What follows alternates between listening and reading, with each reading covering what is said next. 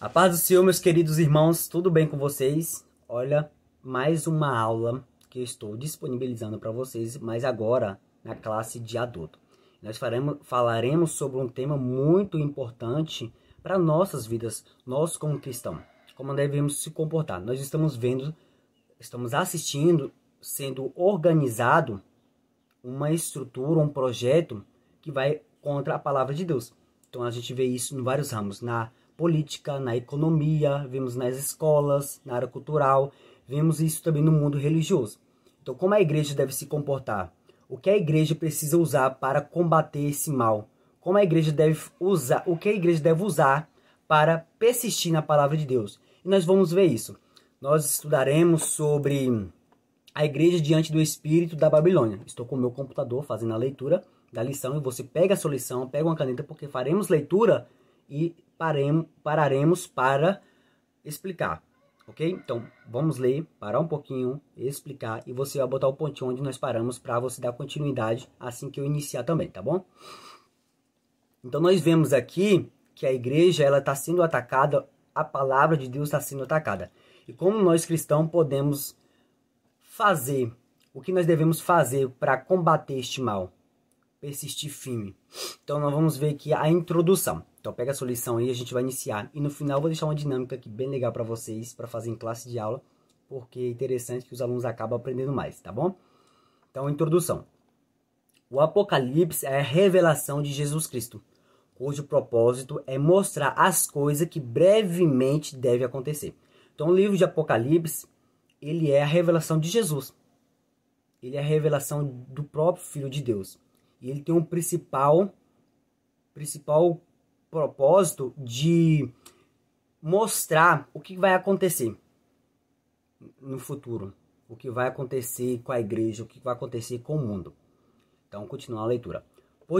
Por ser de natureza escatológica, o livro não é de fácil interpretação. Por que não é fácil? Porque existem vários símbolos, vários sentidos figurados. E a gente vai ver isso. Por isso, convém esclarecer que nessa lição não se pretende identificar a Babilônia literal, no sentido literal, nem listar os eventos da grande tribulação. Então, o objetivo é alertar a igreja acerca dos aspectos gerais do espírito da Babilônia, presente no cenário global em que vivemos. Então, esse espírito da Babilônia já está no nosso mundo. O espírito do anticristo já está no nosso mundo. Então, o objetivo é alertar a igreja sobre esses aspectos. Então, é alertar a igreja, não é falar sobre a grande tribulação, de como é que vai ser, falar sobre o livro de Apocalipse todo, destrinchar, não. É falar sobre esses aspectos do anticristo, falar sobre esse espírito que está no nosso mundo, ok? Então vamos lá para a leitura. Primeiro tópico, Babilônia e os seus significados. Então nós sabemos os significados dos pecados. Vamos dizer assim, vocês vão entender. Primeiro, subtópico, a grande prostituta. O que significa a grande prostituta? O que a Bíblia quer dizer quando fala a grande prostituta? Vamos para a leitura. Pega a sua lição e vamos ler. A personagem é apresentada como a grande meretriz, prostituta, com a qual os reis da terra se prostituíram. No texto bíblico, destacam-se 3 termos gregos. Primeiro, prostituta. Segundo, prostituir-se. Terceiro, prostituição. Continuando a leitura. Na mensagem dos profetas do Antigo Testamento, essas expressões apontam para a idolatria, isto é, a prostituição espiritual. Em Apocalipse, as muitas águas onde a prostituta se assenta simbolizam multidões seduzidas pela idolatria, paganismo e sua oposição à fé cristã. Assim, a prostituição é identificada como uma das facetas da imoralidade do falso sistema religioso representado pelo espírito da Babilônia. Então vamos lá. Primeiro, a Bíblia diz que existe 3 termos bíblicos, que é prostituta, prostituir-se e prostituição. Então, quando a Bíblia fala sobre prostituta, no sentido figurado, na maioria das vezes, quer dizer aquilo que vai contra Deus. Então, quando fala adultério também, quer dizer isso, no sentido figurado. Quando fala prostituição e adultério, é aquilo que vai contra a palavra de Deus. São os falsos ensinos, as falsas filosofias, os falsos mestres, aquela apostasia é aquilo que vai contra Deus, contra a sua palavra. Então, quando usa esse termo, é a prostituição espiritual, é o pecado. É isso, quando a Bíblia quer dizer. E quando a Bíblia diz que também, aqui no segundo ponto, em Apocalipse, as muitas águas onde as prostitutas se assentam, simboliza multidões seduzidas pelas idolatria. Então, essas muitas águas é o mundo. Então, as muitas águas não é água no sentido literal. É um sentido figurado que representa multidões, pessoas.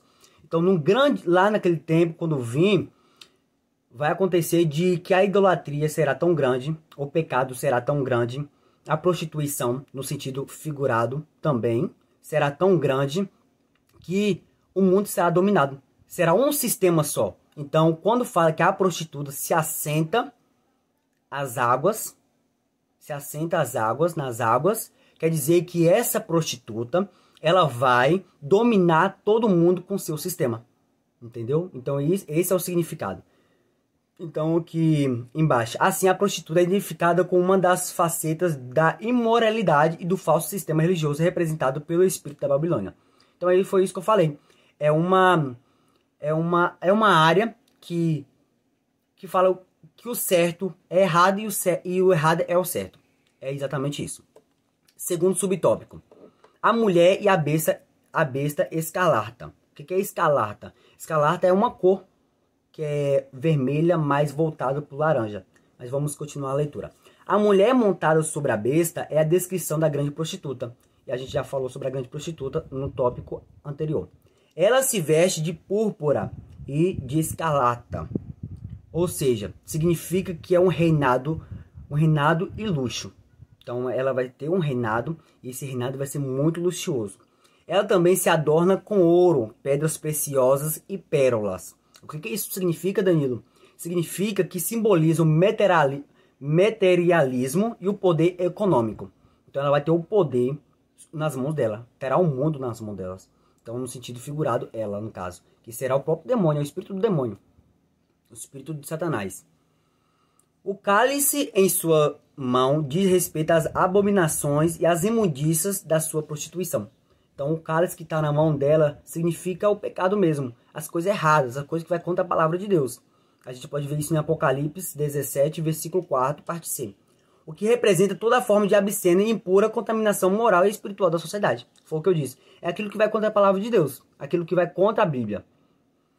A fera na qual a mulher está montada é a besta que saiu do mar. Essa fera que saiu do mar não é uma fera no sentido literal dela, que vai sair uma fera do mar, um bicho, não é isso. Quer dizer que vai surgir um sistema, vai surgir um governo que vai contra a palavra de Deus, que é essa besta. E essa besta trata-se do anticristo, que pelo poder de Satanás faz a oposição a Jesus.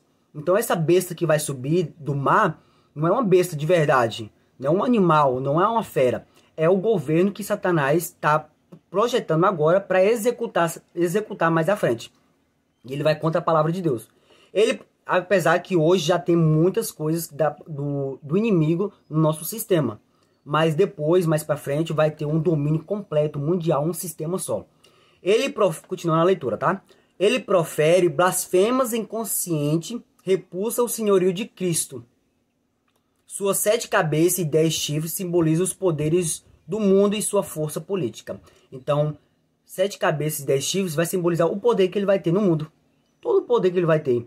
E sua força política. Então, ele vai criar planos que vai contra a palavra de Deus. Vai dizer que a Bíblia diz, vai dizer que Deus concorda, que Deus aceita, sendo que não é bem assim, sendo que não é desse jeito. A palavra do Senhor nós conhecemos e sabemos que ela diz que é sim, sim, não, não. O que é certo, o que não é certo, não é.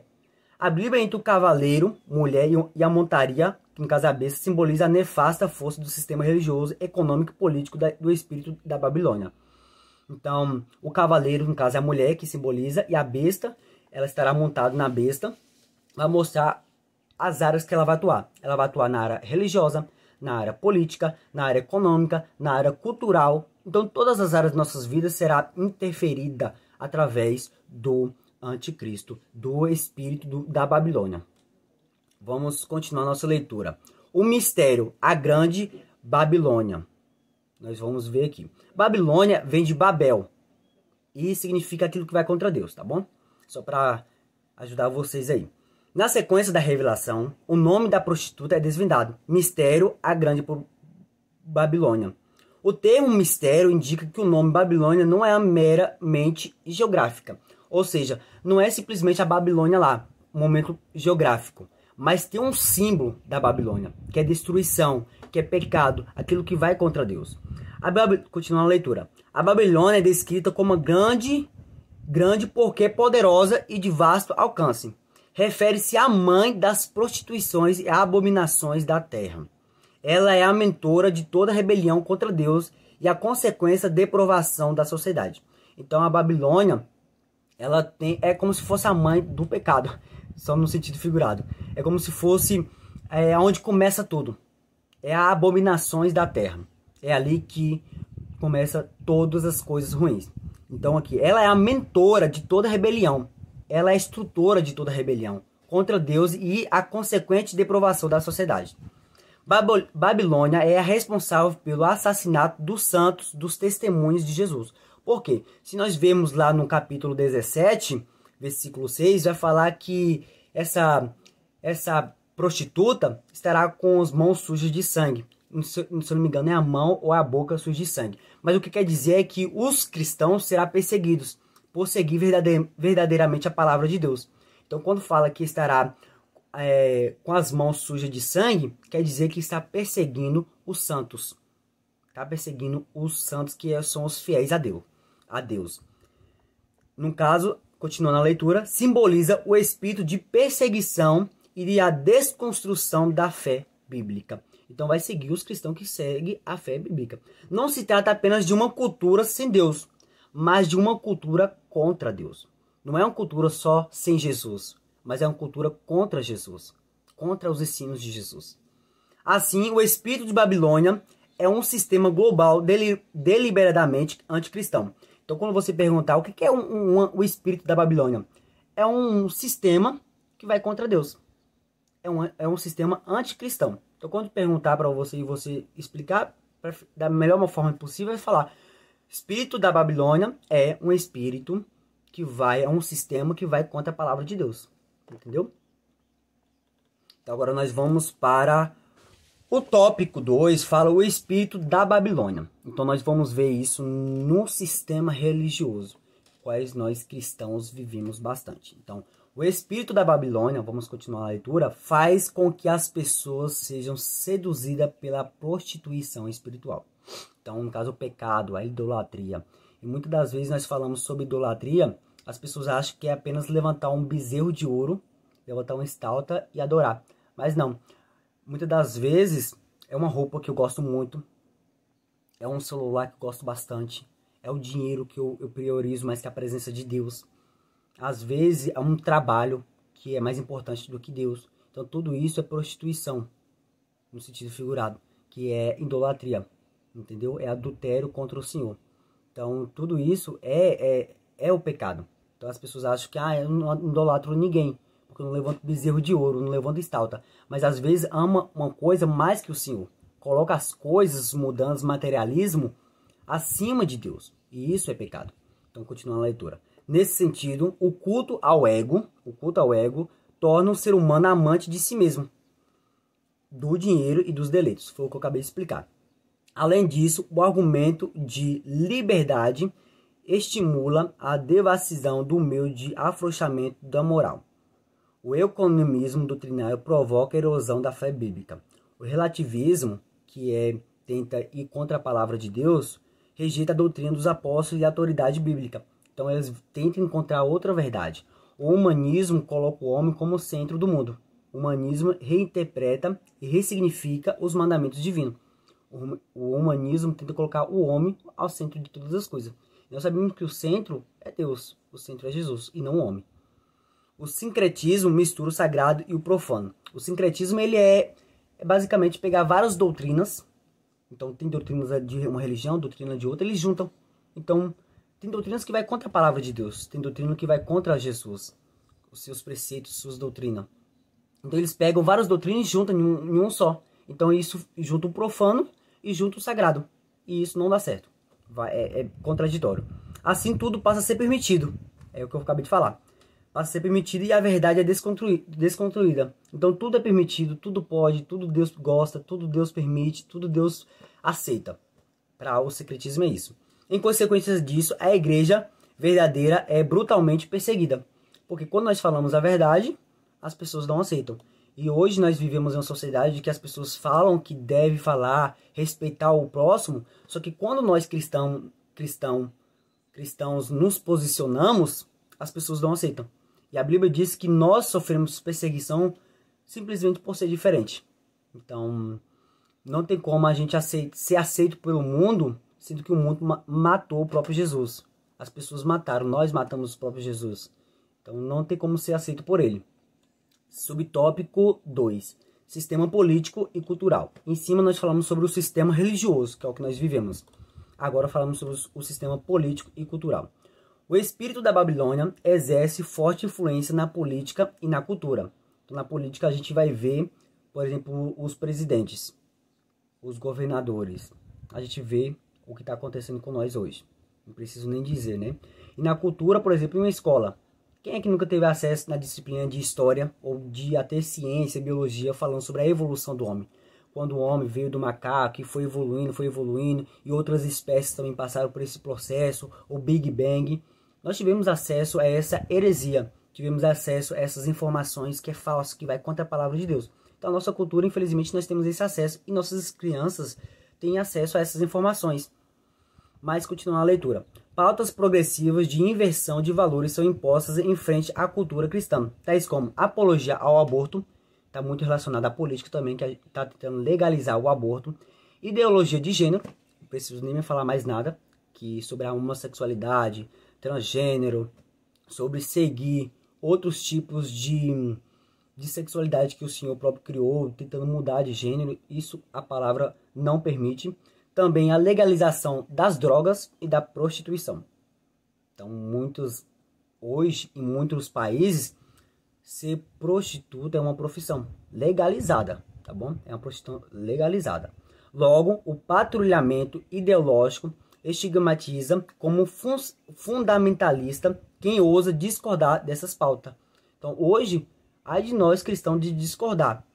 Porque se nós discordarmos, falamos que nós somos preconceituosos. Sendo que, na verdade, nós não estamos sendo preconceituosos. Nós estamos seguindo a palavra. Então, nós respeitamos, óbvio, nós respeitamos as pessoas, a decisão de cada um. Isso é dever do cristão. A Bíblia ensina isso, nós respeitar as pessoas. Mas respeitar não quer dizer concordar. E as pessoas têm confundido muito isso. Continuando a leitura. A censura contra quem defende os valores bíblicos. Foi o que eu acabei de falar.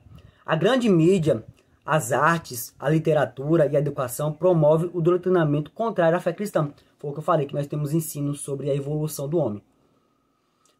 Coagida pelo politicamente correto. A sociedade assimila e defende a nova cultura. Nesse contexto, cristãos são perseguidos e julgados por não aceitar essa nova cultura. Nós não vamos aceitar. Nós aceitamos a palavra de Deus. Enquanto nós estivermos vivos, enquanto nós tivermos fôlego, nós falaremos sobre a palavra de Deus, sobre a verdade, sobre o que Cristo quer, sobre o que Cristo gosta e do que ele não gosta, do que ele aceita e do que ele não aceita.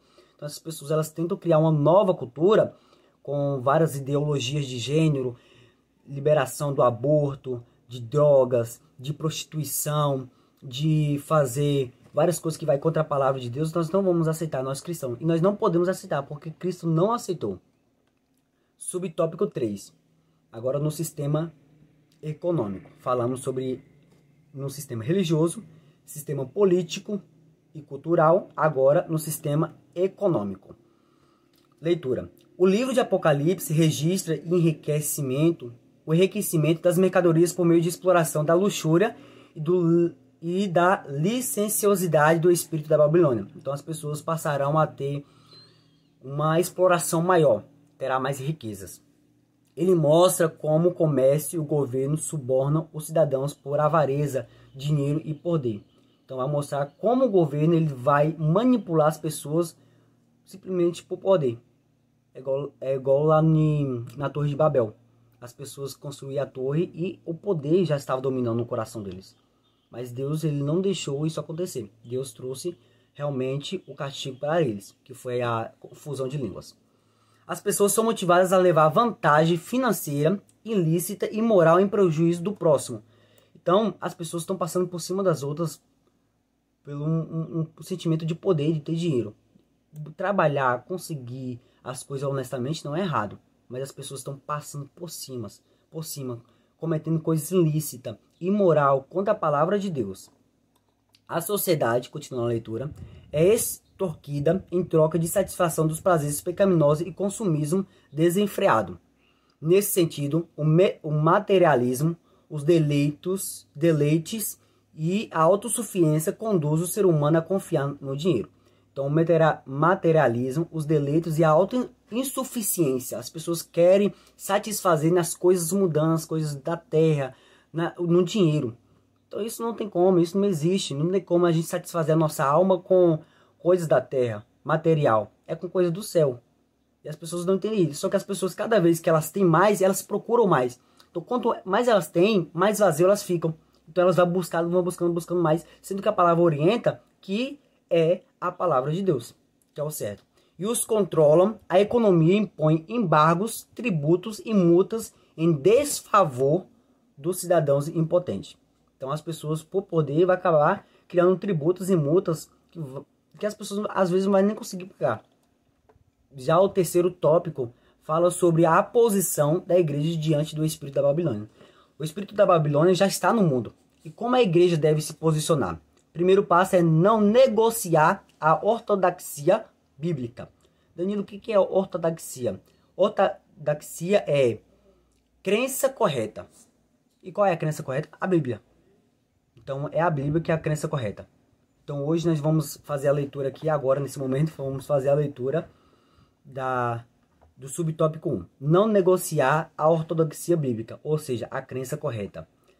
A palavra ortodoxia vem do grego artos, não sei se assim pronuncia, que significa correto, e da expressão doxa, do verbo dokel, com sentido de crer. A junção dos termos traz a ideia de crença correta, foi o que eu expliquei. Nesse aspecto, a ortodoxia, ou seja, crença correta, cristã, tem a Bíblia Sagrada como suprema e inquestionável árbitra em matéria da fé e prática. Então, é basicamente ser a palavra de Deus como base. É isso. Por consequente, a igreja precisa reafirmar a verdade bíblica como valor universal e imutável. Assim, por meio de estudo bíblico, sistemático e doutrinário, torna-se possível capacitar o crente de enfrentar o espírito da Babilônia. Então, como o cristão vai combater e persistir as falsas palavras, os falsos testemunhos, os ensinos errados, é através do estudo bíblico, sistemático e doutrinário. É através da palavra de Deus. É através da palavra que ilumina o nosso caminho. Por isso que a Bíblia diz que ela é luz para os nossos caminhos. E suas ideologias contrárias aos valores absolutos da fé cristã, com mansidão, temor e boa consciência. Vamos continuar a nossa leitura. Subtópico 2. Formar o caráter de Cristo. Então, como é que nós possamos ser o caráter de Cristo? Como é que nós podemos ter? O caráter cristão refere-se à nova vida. O caráter cristão refere-se à nova vida. Modo de pensar e agir daqueles que pertencem a Cristo. Então, não é o velho homem, é o novo homem. Nesse aspecto, torna-se necessário enfatizar que o fruto do Espírito que desenvolve o caráter do homem, do homem, que desenvolve o caráter do homem, do cristão salvo. Então, muitos dizem que é os frutos, mas na verdade não é os frutos, é o fruto, é no singular. Muitos dizem no plural, mas é no singular. Isso nós podemos ver lá em Gálatas 5, 22 ao 25. Então, continuando a leitura. Jesus ensinou que é pelo fruto que se conhece uma árvore.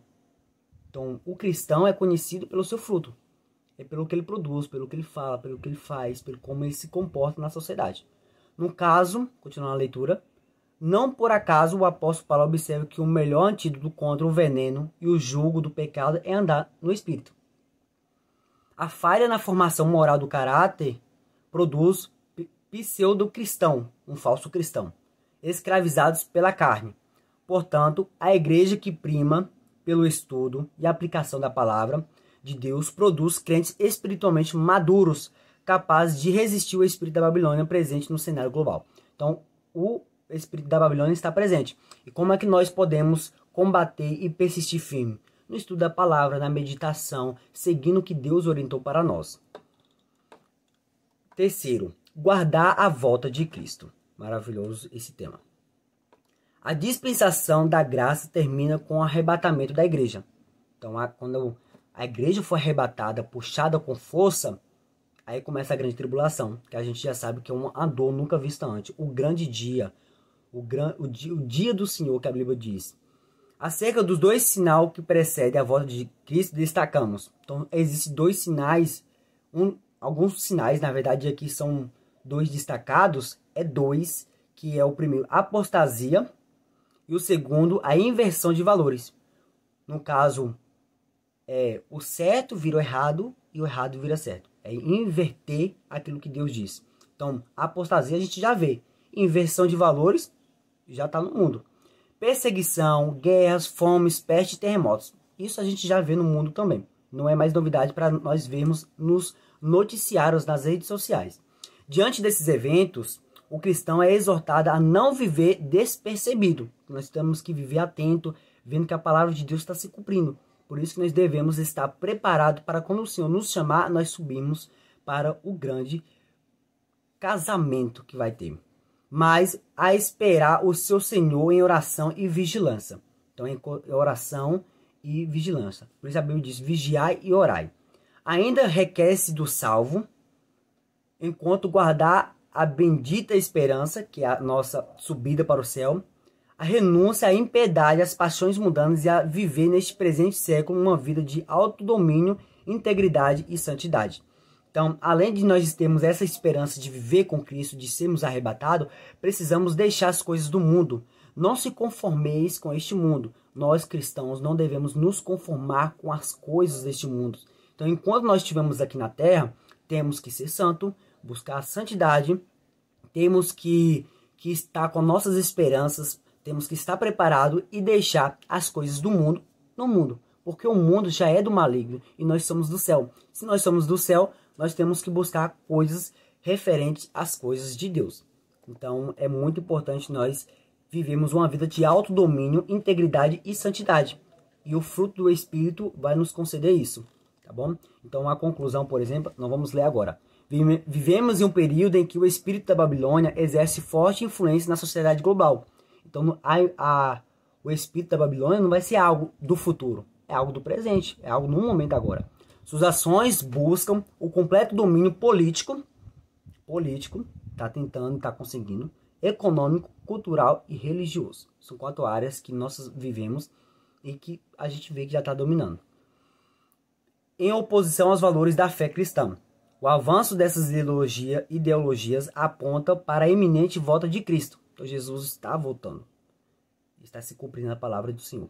Nesse interlúdio, é dever da igreja oferecer resistência ao mal, persistir firme, continuar na palavra de Deus, ensinar a doutrina bíblica, formar o caráter dos discípulos e santificar-se, ou seja, santificar a si mesmo para a vida do Senhor. Então a igreja precisa ensinar, exortar, precisa mostrar o erro, precisa se santificar para a vida de Cristo. Então eu espero que vocês tenham gostado desse estudo e espero que eu creio que tenham contribuído para o seu ensino. E você pode passar isso para os seus alunos e através da palavra nós somos purificados, tá bom? E logo a mais eu vou falar agora sobre a nossa dinâmica. Agora chegou o momento da nossa dinâmica e eu vou explicar para vocês. Como o ensino falou muito sobre a palavra de Deus, andar na verdade, eu pensei nessa dinâmica de você pegar um pano,